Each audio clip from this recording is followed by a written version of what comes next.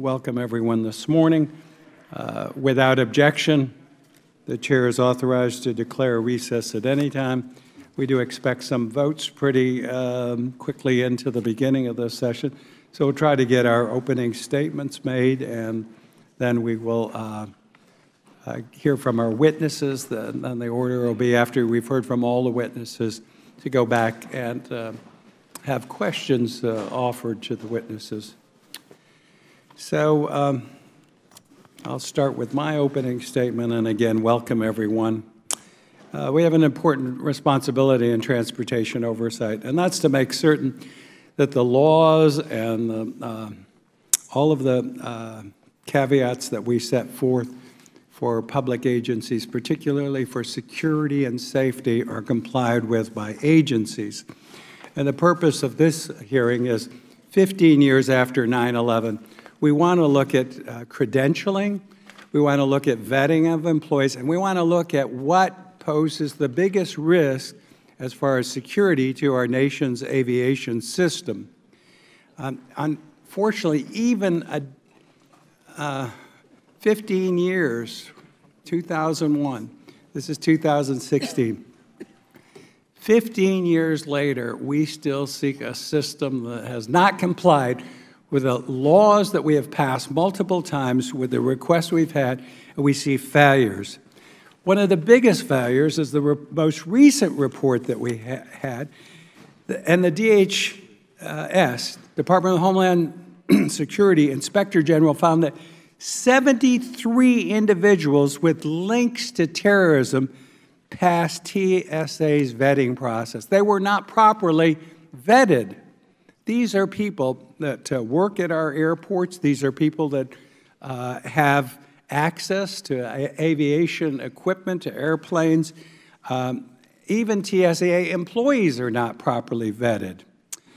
And unfortunately, we've also found through that report that tens of thousands of incomplete records are even lacking full names.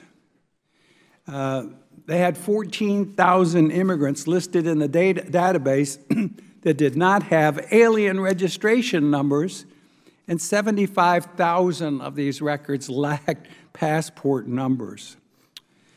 Again, this is not acceptable. When we passed the Aviation Security Bill and in subsequent legislation, I tried to get we used to have a folded piece of paper for an airline pilot's license. An airline pilot has access to the controls flying the plane. I can tell you today, after numerous enactments of laws and edicts and meetings, we still have a pilot's license. And I borrowed this one from our ranking member. She's a pilot, Miss Duckworth. We ask that the pilot's license have a photo of the pilot on it. The only photo on this license are the Wright brothers, Orville and Wilbur. Orville and Wilbur, I blew it up here, okay? It's a joke. We ask that this also have some biometric capability. Anything in your wallet has a better electronic strip and capability than this license. Now, you're saying it's too difficult to do with the pilots that we have? This is a Mickey Mouse. This happens to be a Minnie Mouse pass to Disney World. And I borrowed this. My wife was there the other day with her sister visiting. They take your thumbprint, and they know when you enter, who enters, who leaves. They know this is Minnie Mouse, and this is Mickey Mouse, the FAA pilot license. So this is what we have: people going into the airports, people who secure areas, either working for TSA or airports, not properly vetted, a responsibility of TSA. We have pilots who are flying planes. We don't know who they are. You cannot tell. Again, the frustration level has just peaked with me, because time and time again, we've gone in, we've passed edicts, laws for compliance. Now, this particular Mickey Mouse Disney World pass has a biometric for thumb, and that we're told by FBI it possibly could be compromised. But we have nothing. I've tried to get not only thumb, but also iris, and it took a dozen years to get a standard in place. We'll find out where they are, because between iris and thumb, which some European nations, some of the defense agencies, some nuclear facilities, some other government facilities, both in the United States and outside, have the capability to do both. And then we're sure of who is entering and who is leaving. But I'm telling you, this is one of the most frustrating things that we've seen. We've seen examples of employees with accomplices. For example, in New York, we're able to smuggle more than 150 guns on half a dozen flights between Atlanta and New York City. Just a few weeks ago, FAA suspended a program allowing safety inspectors to bypass TSA checkpoints after one was caught with a firearm in a bag he was carrying. So again, we have examples of Transportation Inspector General opened more than 70 pilot license fraud cases since 2011, just the last few years, including a foreign national who hacked into the FAA's record system, stole a pilot's identity, and to illegally obtain a license and crashed an airplane. We had recently one of our oversight agencies found hundreds and thousands of IDs missing, not accounted for, SITA badges, TSA badges, airport identity badges, the badges that some of the officers wear, everything you could imagine stolen or missing or unaccounted for. None of this is acceptable. So we have other examples we can cite where it has been done, both the private sector of other government agencies, Canada to the north, and again, I cited Disney World as a good example. So with that, I will yield to our ranking member, Ms. Duckworth, welcome her, and I'll give her back her FAA Mickey Mouse pilot license with Orville and Wilbur, and you're much better looking than either of those dudes. I yield. Thank you, Mr. Chairman, and also much more alive as well. So I visited their gravesite in Dayton. They're there. Yeah. Very much dead. Yep. Well, thank you so much for holding this hearing, Mr. Chairman. I am somewhat astonished that the Inspector General for the Department of Transportation could not find the time to be here, but we'll deal with that at another time. Our nation's 440 airports are complex mazes of public and secure spaces. Chicago O'Hare, for example, which serves more than 34 million passengers in 2014 alone, has 8 active runways, 189 gates, nearly 23,000 parking spaces, and approximately 167,000 square feet of concession space. In addition to being responsible for screening all passengers who come into the airport to board a flight, the TSA must oversee the procedures that airports implement to ensure that all controlled areas, such as passenger loading areas, cargo and baggage handling areas, and perimeter areas, are accessed only by authorized personnel. The first step in this process is identifying the individuals who should have access to secured areas and the level of access that they should be given. Now, our nation has different models for issuing access credentials in various transportation modes. In the aviation realm, each airport issues its own set of access credentials. And before an airport can issue a badge allowing access to a controlled area, the person to be credentialed must be screened against terrorism databases and pass a check of lawful authority to work in the United States conducted by the TSA using data collected by each airport. They must also complete a criminal history records check. This check is then conducted by the FBI using fingerprints and data collected by the airports, but the results are adjudicated by each individual airport to determine whether an individual has a disqualifying conviction. The Department of Homeland Security's Office of Inspector General has repeatedly found numerous flaws and lapses in the management of this complicated multi-agency process. In 2011, the IG determined that airports issued badges to individuals despite omissions and even inaccuracies in the records used to conduct the background checks. In some cases, airports even issued badges to individuals who had not undergone security threats assessments at all.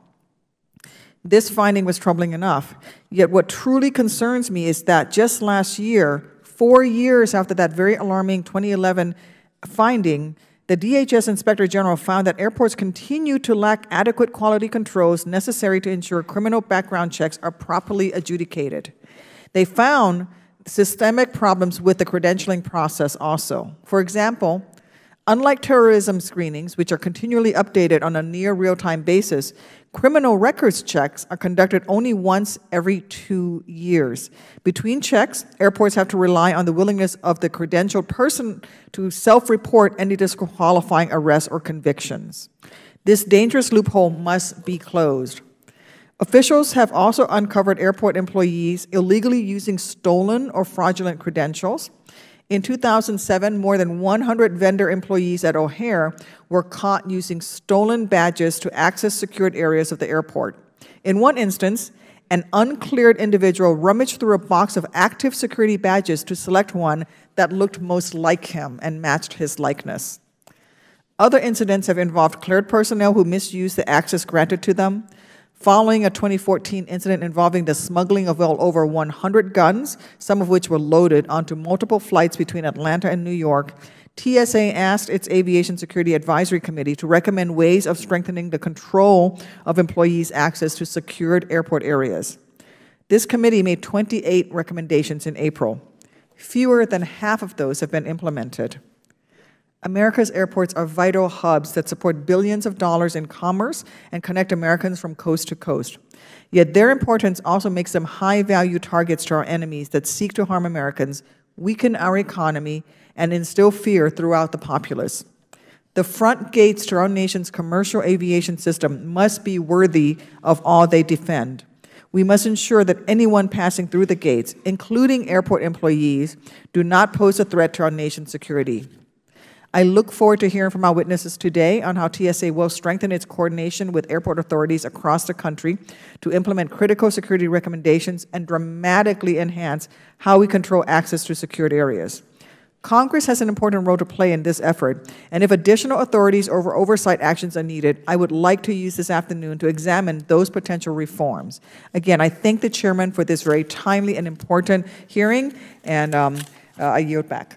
Well, thank you. And the title of this, I guess, was originally Securing Our Skies, Oversight of Aviation Credentials. I think a more fitting title after hearing our opening statements would be Aviation Credentials in Chaos. That might sum it up better. But I thank you for your opening statement, and we will hold the record open with your agreement for 5 legislative days for members who would like to submit a written record. And as I said, we'll probably be in and out because of the vote schedule this afternoon. I'd like to now recognize our panel of witnesses. I'm pleased to welcome Darby LaJoy, Deputy Assistant Administrator for the Office of Security Operations at the Transportation Security Administration within DHS, the Honorable John Roth, who is the Inspector General for the U.S. Department of Homeland Security, Margaret Gilligan, and she is the Associate Administrator for Aviation Safety at the FAA and within the Department of Transportation. Welcome back. Kathleen Carroll, who's Vice President of Government Affairs at HID Global, speaking on behalf of the security industry.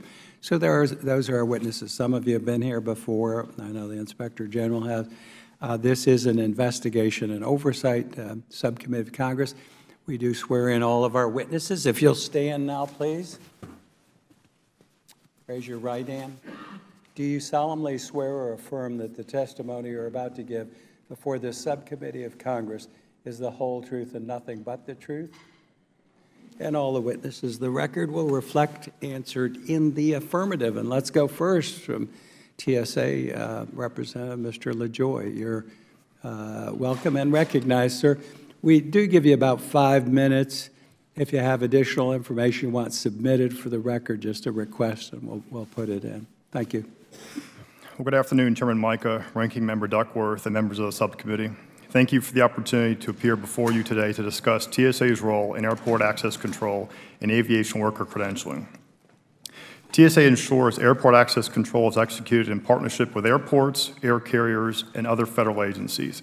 Collectively, we employ a risk-based approach that includes vetting and credentialing of airport and airline employees, development and execution of security plans, TSA inspections, assessments, and testing of access control, along with random screening of aviation workers. TSA requires airport and airline employees to successfully complete a security threat assessment prior to receiving an access credential to the secure areas of an airport. The assessment includes a daily check against the terrorist screening database, ensuring there are no known ties to terrorism when applicants apply for a credential and throughout the term of a worker's airport employment. TSA also verifies all individuals have lawful presence and have not committed a disqualifying offense in the past 10 years. TSA recognizes the value of conducting frequent criminal history record checks and has established a requirement for airports and airlines to do so every 2 years for all credential holders. Later this month, we will begin to pilot a new FBI automated capability called RAPBAC, providing employers recurrent information on criminal activity committed by credential holders. We recognize the value of automated access to additional intelligence-related data to inform TSA's vetting decisions. Working closely with DHS and the interagency partners, we recently received approval for automated access to additional data addressing a key IG recommendation. We expect to begin receiving automated access in the coming weeks. While TSA is responsible for conducting vetting of aviation workers, airport operators are responsible for issuing and managing the credentials that allow an individual access to airport sterile or secure areas. TSA requires airport operators to conduct recurring, comprehensive audits of all airport-issued credentials and to maintain records of those audits for 1 year, subject to TSA inspection. Individuals are responsible for reporting lost or stolen credentials, and airport ID systems must be capable of immediately denying access to any lost or stolen credentials. If the percentage of unaccounted for or lost credentials reaches a certain threshold, the airport must reissue all credentials in that access category. TSA also requires airport operators to control entry to non-public areas of the airport and provide for detection and response to unauthorized presence in these controlled areas and to aircraft. To enforce these standards, our inspectors conduct assessments and audits and employ a progressive methodology that provides for a range of enforcement measures, from helping stakeholders with corrective actions to issuing fines. We've made progress in addressing insider threat at America's airports, which were highlighted by the Atlanta gun smuggling incident in 2014. In addition to new vetting and regulatory measures, TSA and airport authority resources are deployed on a random basis to screen airport and airline workers throughout the day. In 2015, we increased the number of employee screenings from 2 million to nearly 13 million, and 90% of airports have reduced access points, resulting in nearly 500 fewer nationwide. Finally, under the leadership of Administrator Neffinger, TSA has renewed its commitment to security effectiveness. In late May, after reviewing the DHS IG's covert testing results, TSA began implementing a range of measures to address the shortfalls noted. We have refocused on our primary security mission, retrained our entire workforce, improved processes and procedures, enhanced our technology, implemented new measures of effectiveness, and analyzed systemic issues. Notably, we have begun to employ a doctrinal approach to counterterrorism, leading to screening improvements across the agency. In January, we began to send all new hire officers to basic training at the TSA Academy at the Federal Law Enforcement Training Center. This will drive consistency, professionalism, dedication, and connectedness to a common agency culture. Also, thanks to the help of Congress, we halted FY16 staffing reductions, providing appropriate officers to pursue screening effectiveness. The Administrator's intent is to place mission first, invest deliberately in a well-trained and disciplined workforce, and deliver mission excellence. We are confident that the agency is better positioned today to deter, detect, and disrupt threats against our aviation system, and we will continue to pursue a range of improvements to protect the traveling public. I am proud to represent TSA's hardworking nationwide team of officers, inspectors, explosive specialists, air marshals, and the dedicated network of professional staff who support them, and look forward to answering your questions. Thank you so much. We'll go now to the Inspector General, Mr. Roth. You're welcome and recognized. Chairman Mica, Ranking Member Duckworth, and members of the subcommittee, thank you for inviting me here this afternoon to testify. Since 2004, we have published more than 120 audit and inspection reports about TSA's programs and operations. Our work includes evaluations of passenger and baggage screening, TSA pre-check, acquisitions, equipment deployment, and maintenance. We've also used covert testing to determine whether unauthorized and potentially dangerous individuals and items could gain access to secure airport areas. The audit I'm discussing this afternoon looked at how well TSA vets airport workers who have unrestricted access to secure areas of the airport. While we found that TSA's efforts to screen against the terrorist watch list were generally effective, we found that TSA did not have access to the complete terror watch list known as the TIDE database. As a result, we identified 73 airport workers contained within that database who had been cleared to work in sensitive areas. TSA officials recognized that not receiving the full database represents a weakness in its program and informed us that TSA could not guarantee that it can consistently identify all questionable individuals without receiving these categories. Fortunately, at the request of DHS, the National Counterterrorism Center, working as part of the interagency process, has changed their policy as a result of this audit, and TSA now or will soon have access to this information. TSA is considerably challenged, however, when it comes to verifying workers' criminal histories and immigration status. First, TSA does not recurrently vet airport workers' criminal histories after they are initially cleared to work, but rely on individuals to self-report disqualifying crimes. As a result, individuals could lose their job if they report these crimes, so they have little incentive to do so. Under the law, the 450 commercial airports maintain the ultimate authority to review and determine whether an individual's criminal history contains disqualifying crimes under federal law. TSA officials informed us that airport officials rarely or almost never document the results of their reviews electronically. Thus, TSA cannot systematically determine whether individuals have been convicted of disqualifying crimes. Instead, TSA performs annual manual inspections of commercial airport security operations, including the review of documents that aviation workers have submitted when applying for credentials. However, due to the large workload involved, particularly at larger airports, this inspection process looked at as few as 1% of all aviation workers' applications. We also found weaknesses in the verification process for an individual's authorization to work in the United States. Airport operators are required to ensure that aviation workers are authorized to work in the United States before they send their information to TSA for review. However, our review of TSA data showed that TSA has denied credentials to over 4,800 people because they could not show their lawful status to work. This occurred even after, or even despite the fact that these individuals had been previously cleared by the airports as being authorized to work in the United States. Lastly, the records TSA uses for vetting individuals is not reliable, as it contains incomplete or inaccurate data. For example, we found that there were 87,000 active aviation workers who did not have Social Security numbers listed, even though Social Security numbers are the best way to match individuals to existing records. An additional 75,000 records listed individuals with active aviation worker credentials as citizens of non-U.S. countries, but did not include passport numbers. Of those records, over 14,000 individuals also did not list alien registration numbers. TSA did not have appropriate checks in place to reject such records from vetting. Without complete and accurate information, TSA risked credentialing and providing unescorted access to secure airport areas for a worker who could potentially harm the nation's air transportation system. We made 6 recommendations in our report. TSA has agreed with all of our recommendations and has provided target completion dates for corrective action.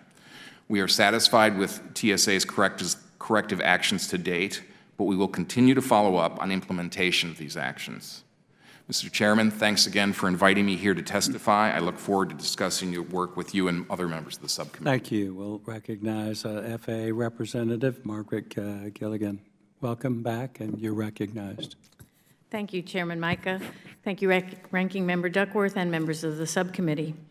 I welcome this opportunity to appear before you today on the issue of oversight of aviation credentials. I know this is an issue of significant interest to Chairman Mica because we have appeared on this issue under your leadership before, sir. The mission of the FAA is ensuring the highest levels of safety for the millions of passengers flying every day. The agency is charged with the oversight of airlines and aircraft manufacturers, the safety of our nation's airports, and training our air traffic controllers. Taken together, we operate the safest and most efficient airspace system in the world. The FAA issues 23 different types of airman certificates, including those to pilots, mechanics, dispatchers, flight attendants, and air traffic controllers. There are more than 800,000 active pilot certificate holders alone. A pilot certificate is a credential attesting to the training and competence of the pilot. It is the same as a lawyer who must have evidence of admission to the bar or a doctor who is board certified in a specialty. In all these cases, the credential is not used as identification media, and it does not impart security access to courtrooms, to operating rooms, or to airports. A pilot never uses his or her pilot certificate to gain access to airport areas. Instead, he or she uses the security credential issued by the airport as required by TSA. Since 2002, FAA has taken actions to enhance the security of pilot certificates. We require pilots to carry a valid government-issued photo ID in addition to a pilot certificate whenever they're flying. This allows an FAA inspector or others to confirm both the pilot's identity and his or her pilot qualification. The FAA phased out paper certificates and incorporated tamper and counterfeit-resistant features, including microprinting, a hologram, and a UV-sensitive layer. In 2010, FAA issued a notice of proposed rulemaking to require a photo on pilot certificates and to improve the process for getting a student pilot certificate. While we were preparing that final rule, the FAA Modernization and Reform Act required that the pilot certificate accommodate fingerprints, iris, and comply with specific security standards. Unfortunately, our 2010 proposal did not include those security requirements, and to allow the pilot community as well as the general public to comment on the full statutory mandate, we needed to draft a new proposal. However, at the same time, the security and intelligence communities determined that allowing student pilots to operate an aircraft as pilot in command prior to being vetted was an unacceptable security risk. The administration committed to closing that security gap, and last month, FAA published a final rule requiring student pilots to appear before an FAA inspector or other authorized designee to verify the student's identity. The student pilot certificate will be issued once TSA completes its vetting. We recognize that the 2012 legislation included specific direction on airman certificates, and we regret that we are not further along in the process of implementing those provisions. But as our 2013 report to Congress outlined, there are major challenges to implementing the congressional direction. While the National Institute for Standards and Technology has issued standards for the collection of iris images, there are no approved GSA products, there are no GSA-approved products for the collection or use of iris biometrics. Before we require collection of biometrics, we need to understand where and how they would be used. There are no requirements that airports use iris or other biometric information for authorizing access at airports. So neither FAA nor TSA have estimated the cost to develop and install such an infrastructure at nearly 550 airports eligible for federal grant funds, or the more than 5,000 airports that are open to the public. As part of our rule to require biometrics, we will have to estimate what the cost of that infrastructure system will be to the airports and to the taxpayer. In our report to Congress and in the preliminary work we've done on the rule, we estimated that the new certificates will cost more than $1 billion over 12 years. As both Congress and the administration are committed to minimizing the cost to the public of federal actions, that cost estimate alone may be our biggest challenge. The reality is that to include biometric information on pilot certificates drives costs and may not be the most effective way to meet our security objectives. FAA has worked with TSA to develop options to accomplish the congressional direction. We will work to publish a proposal, although demonstrating benefits to justify $1 billion or more in cost will be very difficult. and we will keep Congress informed on our progress. That concludes my remarks, sir, and I'll be happy to answer any questions. Thank you, and we'll hold the questions. Let's get to Ms. Carroll, who's Vice President of HID Global. Welcome, and you're recognized. Good afternoon, Chairman Micah and Ranking Member Duckworth. Thank you for the opportunity to appear before you today to discuss how private industry can contribute to and support all stakeholders in securing our nation's airports.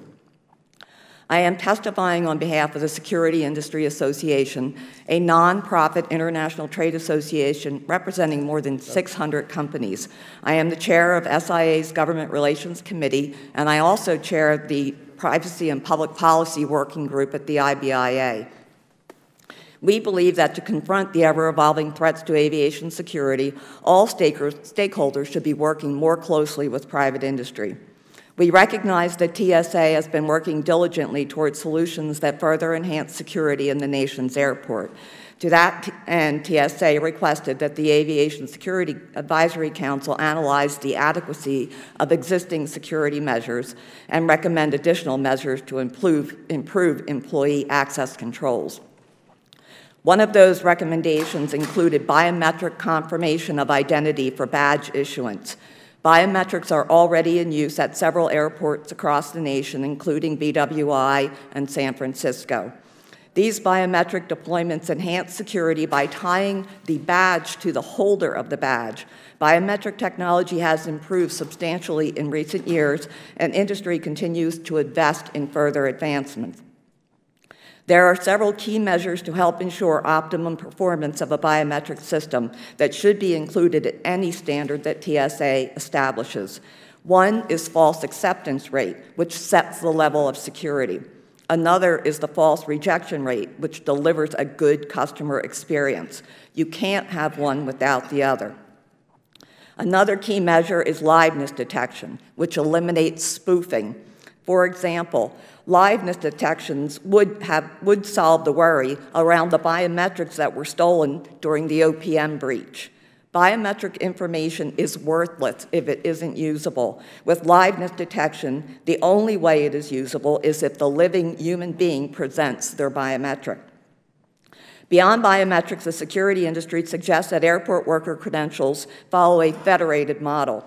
Many airport employees work at multiple airports and often need to go through the vetting process and carry a badge for each airport. In a federated model, such as the U.S. government's personal identity verification program, each federal employee is vetted to an acceptable and known process across all federal agencies.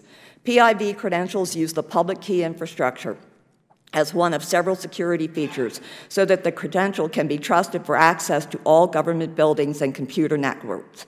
PKI also allows for instant revocation of a credential across all these systems from a central location. A federated credential system would significantly enhance airport security, be more convenient for airport employees, and reduce the cost of having to issue multiple credentials. As the ASAC and TSA have recognized, the best security relies on a risk-based approach and one that is layered so that a breach in any one layer does not compromise security.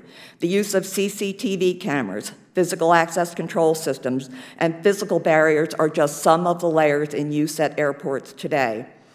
The ASAC report also recommends an audit process that reconciles a badge holder's work schedule with the access control system to identify anomalies or irregularities, such as an employee using his or her badge at the airport outside of their normal work hours. Unfortunately, this looks into the past and will not detect such anomalies in real time when a security breach might be occurring. The security industry has developed identity management systems that serve as systems of record for every airport worker and will detect anomalies or deviations from normal work patterns in real time. These systems will alert airport security as anomalies, deviations occur so that they can be investigated immediately if necessary. Equally important, such identity management systems, which are being used by several major airports throughout the country, are structured so that they enforce all TSA guidelines for badging and meet airport security policy as determined by each airport. These same systems can conduct audits recommended by the ASAC to ensure that an authorized signatory is in compliance with badging requirements. In the future, as TSA explores the use of social media to track and assess emerging threats that may pose a risk to aviation, identity management systems could prove to be a valuable tool in automating this vital undertaking. It's important to remember that the credential is just one piece of the security solution. The infrastructure must be in place to authenticate and authorize badge holders in an always connected environment. I want to thank the committee again for including the security industry in this important discussion. We welcome the opportunity to contribute to improve the aviation and airport security nationwide. I look forward to your questions. Well, thank you. We now have 9 minutes left in this vote. I have to depart, and we will not reconvene before 2 o'clock, and probably sometime between 2 and 2:10 we will reconvene. So you're free to disappear until then, but we will proceed with questions at that time. The subcommittee stands in recess.